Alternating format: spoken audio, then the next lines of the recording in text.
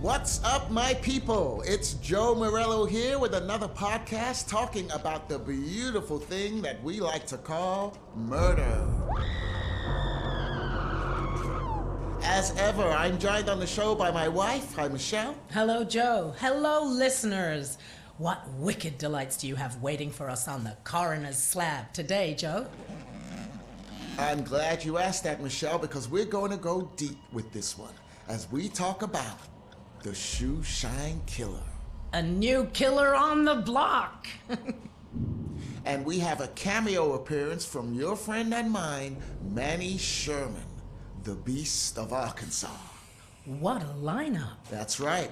This is a case that's going to blow the listeners' minds because I believe, and I'm just putting it out there, that maybe, just maybe, local law enforcement got this one wrong. Sounds like a great show. You got it. But before we dig a little deeper and get to the juicy bits, I want to introduce a very important character in this story. FBI Special Agent Hector Monday. Let's take everyone back to Wednesday, January 15th, 1997, when Chester Bell of the FBI reported how Hector Monday and his team had apprehended the Beast. Good morning to you all. I'm Chester Bell, Assistant Director at the Federal Bureau of Investigation. At approximately 0530 local time, a team led by Special Agent Hector Monday and supported by law enforcement officers conducted a raid of a motel room just outside Birmingham, Alabama, to apprehend Manny Sherman, the man known as the Beast of Arkansas. Using state-of-the-art psychological profiling techniques, Special Agent Monday and members of his task force not only identified their suspect, but predicted his movement with unerring accuracy. I'm delighted to say, we have our man. Now, I've got something here that's going to put a different slant on this case altogether. What is it? I've managed to get in my possession extracts from the interview sessions between Agent Monday and Manny Sherman. No way! How do you keep getting hold of stuff like this? I have my sources, but I can't reveal them, not even to you. These tapes are being played for the first time anywhere in the world outside the actual interview room. Are you ready? I think so. Play the tape. Manny Sherman, born January 1, 1956. Come on. You know all this. What do you want? What's this? Huh. You've been doing your research, haven't you, Special Agent Monday? What are my favorite television programs? Describe my first pet? What were your friends like as a child? What is this? You're taking a survey, you're trying to learn something. Would it kill you to be direct? You wanted to know what inspired me? As if I wasn't an original? Well, maybe there was one man I found myself a little fascinated by. Henry Howard Holmes. Why? Because he was numero uno. America's first. The guy invented the trade. He set the benchmark, you know? Learn your history, Monday. Read a book. You think because I stuck a blade in some people and get off on it, I'm not smart? I, allegedly killed 13 people before you got smart enough to find me. Oh, that was disturbing. Did you hear the way Manny spoke? I mean, he was like channeling every sick psycho you've ever heard of. But he saved the best for last. None other than H.H. Holmes himself. America's first serial killer. The very same. Let's play the next tape. I had to build my own little castle, just like Holmes did. Most people like me do their business where their target lives. That's just asking to get caught. Holmes had the right idea. It's all about the honey trap. You bring me some smokes, like I asked? Lucky Reds? Yes. Oh, these are like gold in here.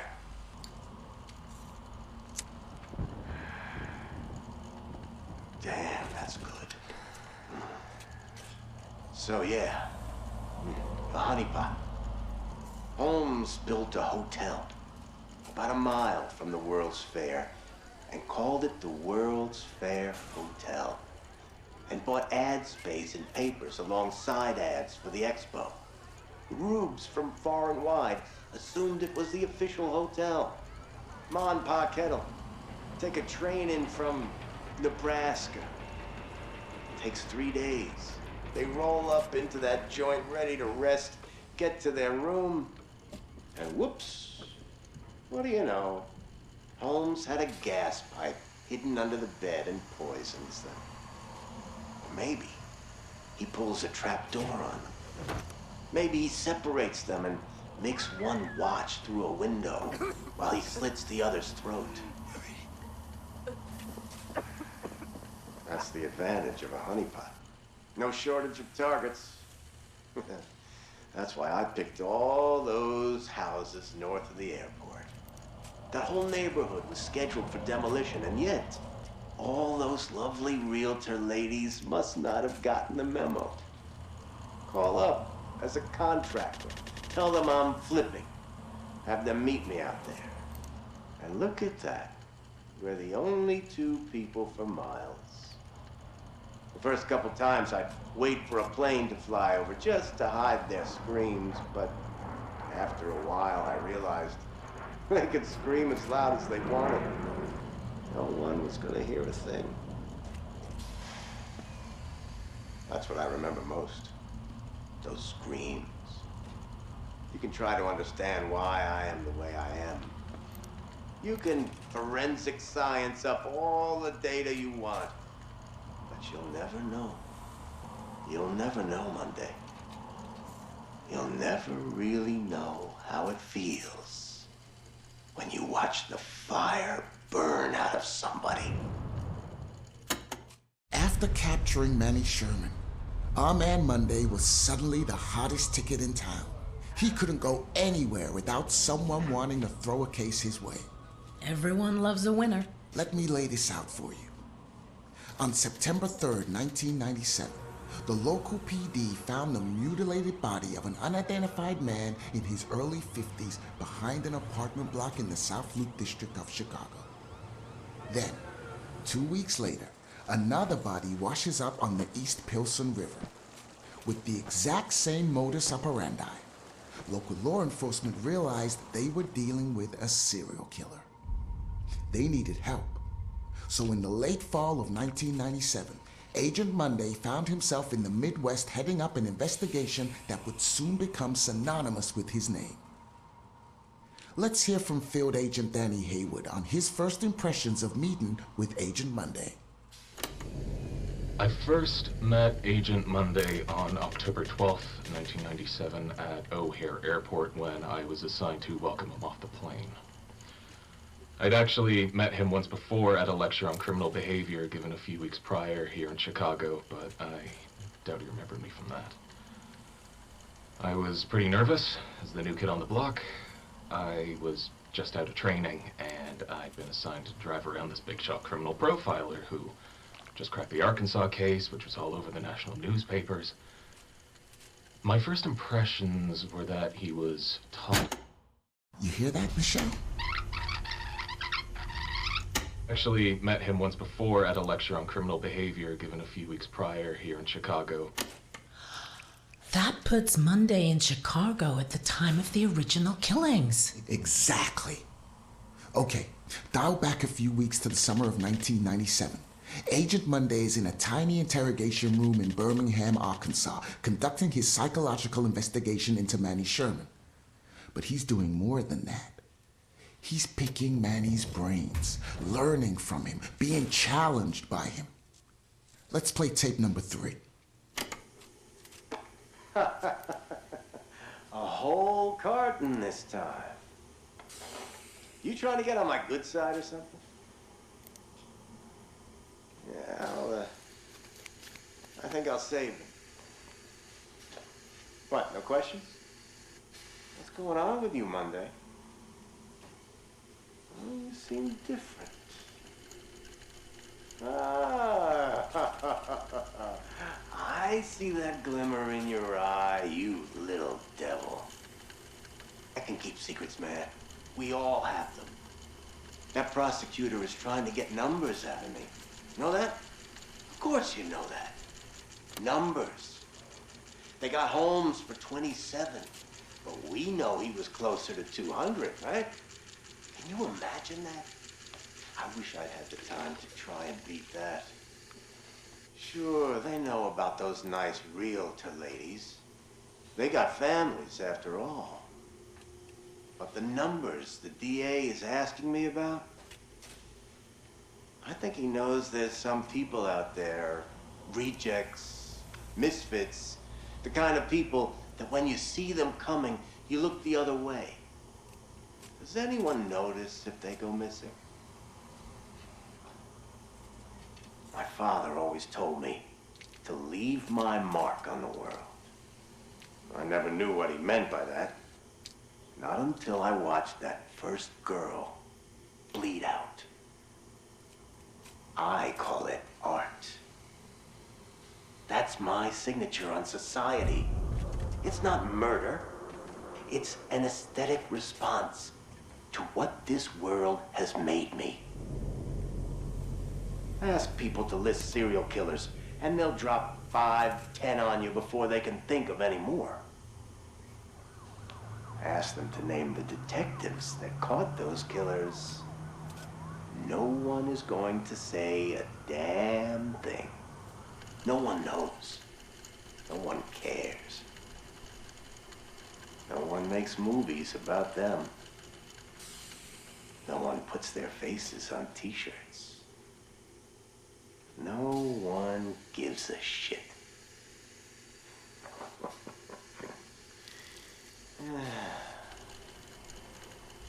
I've left my mark on the world. Have you? Holy shit! I did not see that coming. I told you this stuff was good. Where did you get this material? Sorry, I gotta protect my sources. But, Michelle, I've got more evidence you haven't heard before. My source has given me autopsy notes from the coroner as she examined the second murder victim. John Doe number 2. I'm assuming you've read my report on the first one? Similar MO, unidentified male with multiple stab wounds. Looking at the lower abdomen, the wounds are consistent with those of the first victim. The shape of the entry wound suggests it's a strong probability that this is the same murder weapon. Looks like we've got a souvenir hunter here. This time the left ear has been severed. Clean incision. Probably a scalpel or a razor blade. Very tidy. Nice job, actually. Very little bleeding. The deceased had probably been dead for 30 to 40 minutes when this was done. This differs from the earlier MO. If you remember, that John Doe was still alive when the teeth were removed. That would have created a lot of noise and mess. This guy is learning.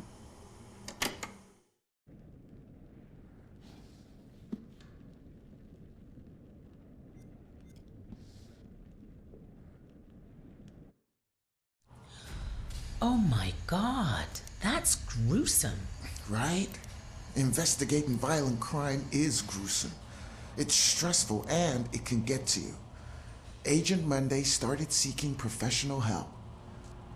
We have here a transcript from one of the sessions Monday attended with Dr. Isabella Garcia. Michelle, will you grab that piece of paper over there and read it for us? Sure. Psychological assessment conducted by Dr. Isabella Garcia. Patient name, Monday, Hector. Behavioral observation. Hector arrived at our scheduled appointment 24 minutes late. Once we sat down and began the session, he struggled to maintain eye contact. He found it difficult to articulate his feelings and was terse and guarded throughout.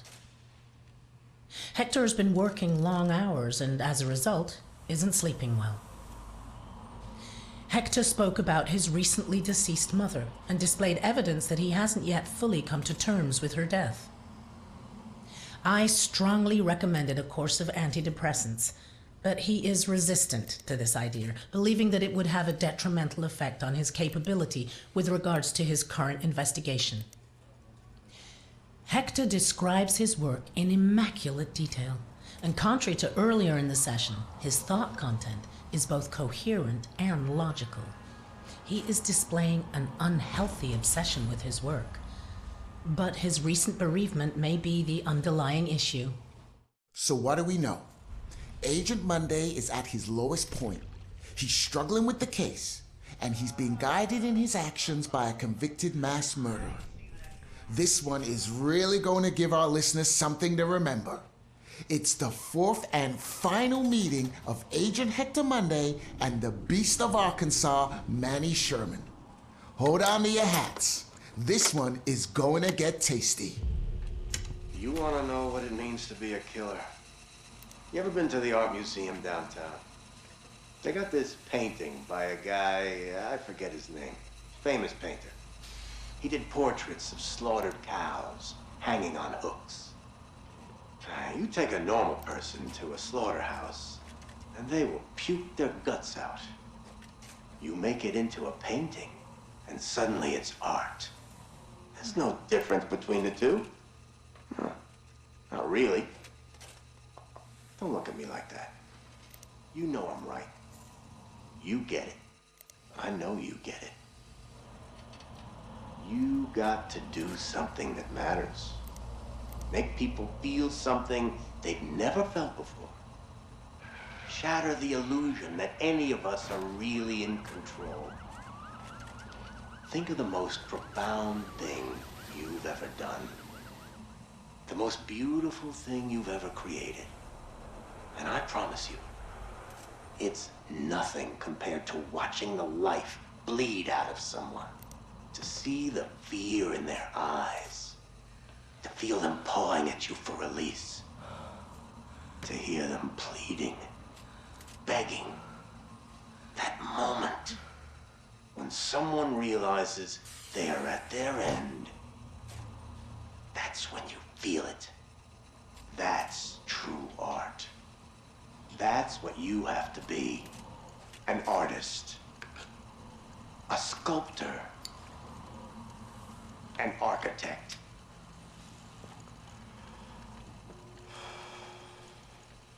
I see the gleam in your eye, Agent Monday.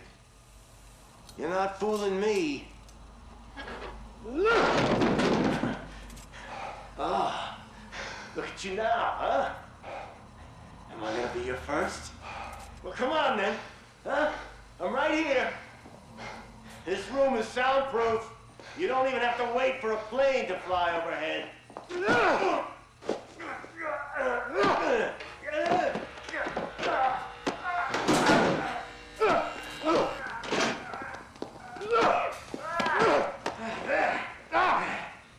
you are. I see you now. Oh, not bad. Not bad at all. Bare hands can feel good, huh? But the blade makes for such a prettier picture. You've got potential, Agent Monday. If you truly want to be an artist.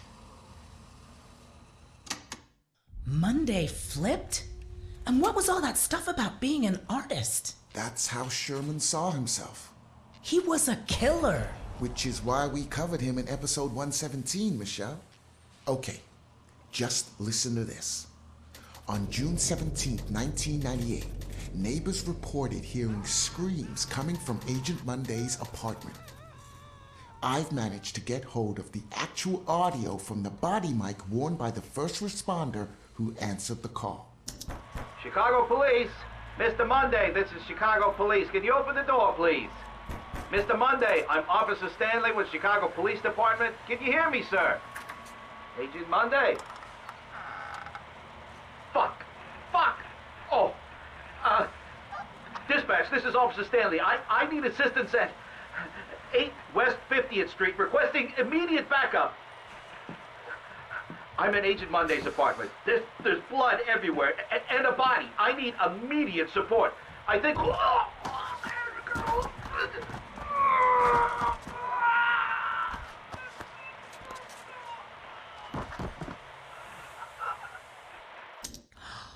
Plot twist. So Monday was actually investigating his own murders. He was the shoeshine killer. I bet you didn't see that one coming. Did they get him? You're racing ahead now, Michelle. Let's hear the moment Officer Richie Martinez cornered Agent Monday. All units, this is dispatch. Be on the lookout for a male suspect believed to be the shoeshine killer. Suspect is FBI Special Agent Hector Monday. He may be armed and is highly dangerous. Dispatch, this is Officer Martinez. I found Monday's car, requesting backup. Officer Martinez, what's your location? A warehouse on Park Avenue, Fulton River. Looks abandoned. Officer Martinez, backup on its way. Hold your position. Copy that. Shit! He's seen me! Officer Martinez, hold your position. Shit! We have a situation. Dispatch, the building's on fire. Fire department on their way. He's still in there. You read me? Copy. He's still in there. Monday got sloppy with his car? Maybe. Or maybe Monday wanted that police officer to find it. Well, I don't get it. He knew the roads were being watched. His car would have been pulled over the moment he left the city. So he needed another way out. Let's hear how Chicago AM reported events in their morning bulletin.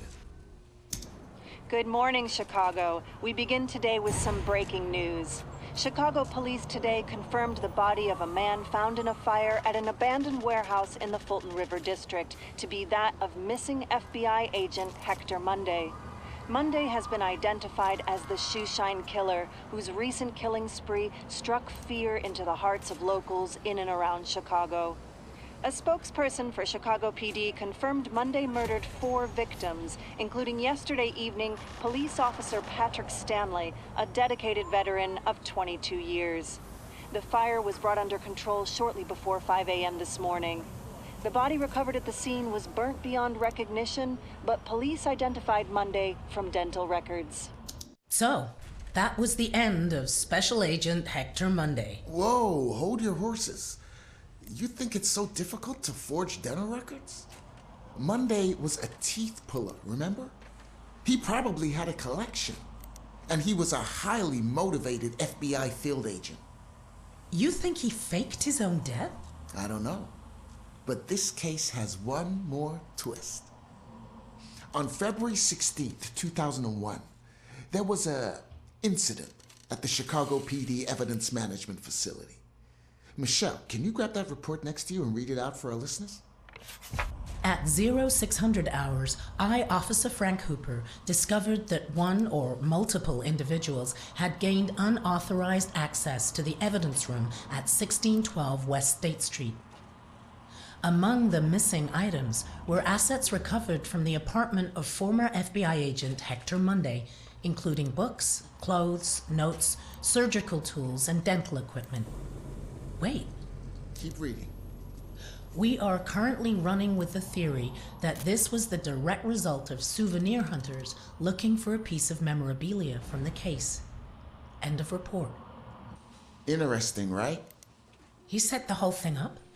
In that list of stolen items, reportedly, was a piece of paper with a list of names. Aliases? What are you saying? I'm not saying anything. I'm just putting it out there. You think Agent Monday is still at large?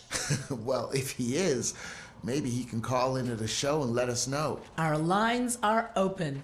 Well, that's all we have time for this podcast. We're taking a short break for a certain anniversary trip next week, but we'll be back after that for more murderous content to delight you all. Until then, this has been Michelle Morello. And I've been Joe Morello. Thank you for listening. Please like this podcast and hit the subscribe button, or I'll send Michelle over to brutally kill you all. I have an axe at the ready. This is Joe Morello saying be safe, don't split up, and keep looking behind you. Good night. Good night.